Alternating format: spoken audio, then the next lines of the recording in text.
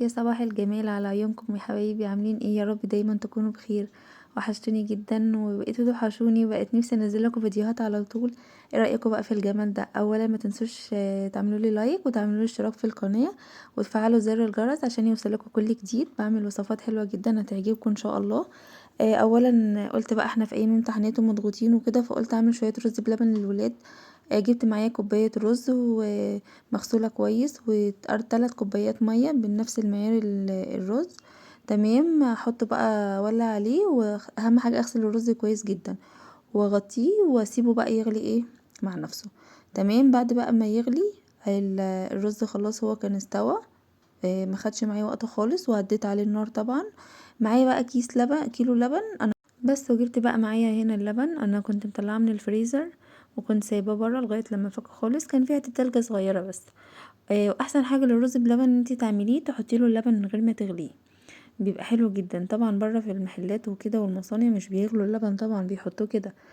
فانا كنت سايباه بره، فضيت بقى اللبن على الرز، كان بس حته تلجة صغيره كده وفكت على طول. انا طبعا مهديه النار عليه، مش معليه النار بس. واقلب انا بقى. هنا كان معايا قشطه، اللي هي القشطه المعلبه دي. عندك قشطه من وش اللبن شايلها ماشي مفيش مشكله.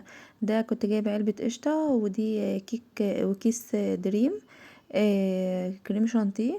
بيبقى حلو جدا برضو في الرز بلبن. الكريم شانتيه عامه بيبقى حلو جدا في الرز بلبن. عندك بقى سايب حطي مفيش مشكله 4 5 معالق. عندك جبتي الكيس ده مفيش مشكله. بس انا بقى هنا كنت مهديه النار شويه على اللبن، مش قوي يعني، بس عشان خاطر ايه ما يلزقش مني، وقلبته.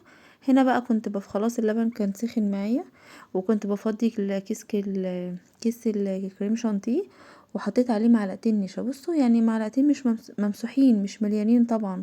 لو عايزه معلقه هرميه كبيره خلاص كفايه، انما انا حطيت بس معلقتين مش مليانين قوي على الكريم شانتيه. بس هو طبعا لان النشا لازم تتخفى بميه من الحنفيه، متكونش حاجه سخنه خالص. حتى ممكن تشيلي حبه لبن، او لو عندك لبن زياده يكون ساقع تفكي بيه النشا والكريم شانتيه. اهم حاجه ان انتي بس تفكيهم كويس، لان النشا طبعا انتوا عارفين ما لو نزلت على النار وهي كده مكلكعه هتكلكع في الرز بلبن على طول، فلازم تفكيها بره كويس. والكريم شانتيه برضو زيها. بس هنا بقى انا كنت فكيت الكريم شانتيه والنشا كويس وقلبتهم حلو، وفكيت منهم اي تكتلات خالص، وهركنهم بقى على جنب. انا كل ده ايه اللبن انا مهديه عليه النار. تمام. بصوا انا كده كان خلاص اللبن، كان لو شايفين ان هو كان خلاص سخن. هفضي بقى عليه الاول ايه. انا حطيت له كوبايه الا ربع سكر، ده المعيار المظبوط جدا للرز بلبن، كوبايه الا ربع سكر. انتي بقى عايزه تحطي اقل، كل واحد براحته.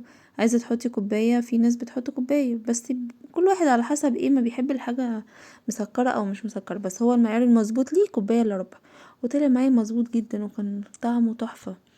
حاجة تحلية كده خفيفة الولاد، احنا في وقت امتحانات ومضغوطين وكده، فقلت اعمل لهم اي حاجة كده يفرحوا بيها.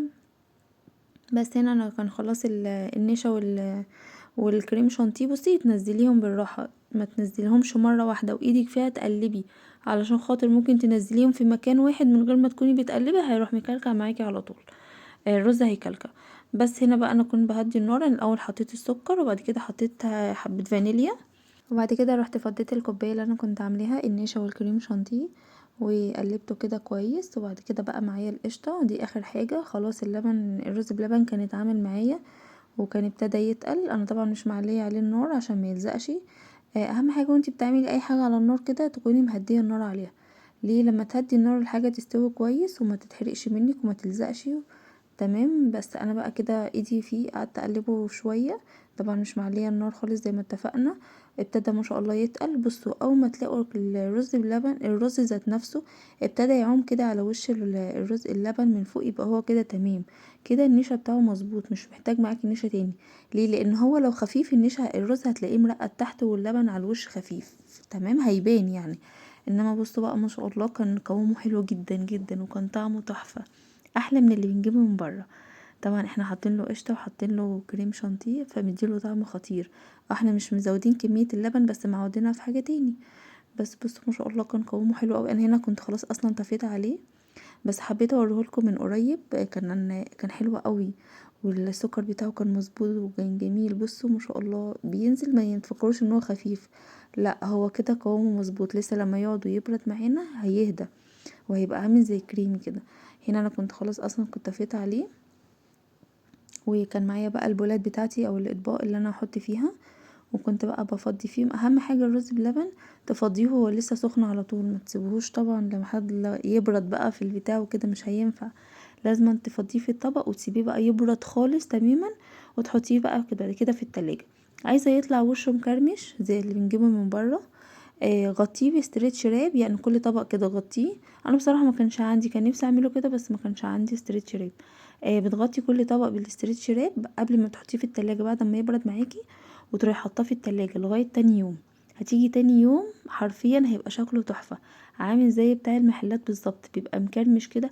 عامه ممكن انتي تحطيه في علب وتغطيه، انا ساعات بيبقى عندي علب من بتاعه الرز بلبن فبحطه فيها وبغطيه. اللي بيبقى متغطي بيعمل وش مكرمش زي بتاع بره بالظبط، احسن من اللي مش متغطي ده. بس انا هنا بقى كان عندي المقص، كنت غرفت الاطباق كلها، عملوا معايا 10 اطباق، بس ما شاء الله الاطباق كانت مليانه. عملوا معايا 10 اطباق. هنا كان معايا سوداني وجوز الهند وزبيب، فحطيت كده على الوش، بس انا ما حطيتش على كله. يعني اللي عاوز كده واللي عاوز كده، ما حبيتش يعني ان انا احط على كله عشان ايه محدش يتضايق منه كده. كل واحد وعلى حسب ما بيحب. انتي مش عايزه تحطي عليه خالص براحتك، عايزه تدخليه تحطيه في اطباق في طواجن وتحطيه في الفرن ووشه هيحمر معاكي، عندك حته زبده حته قشطه تحطيها على الوش وتدخليه الفرن هيبقى تحفه برضو.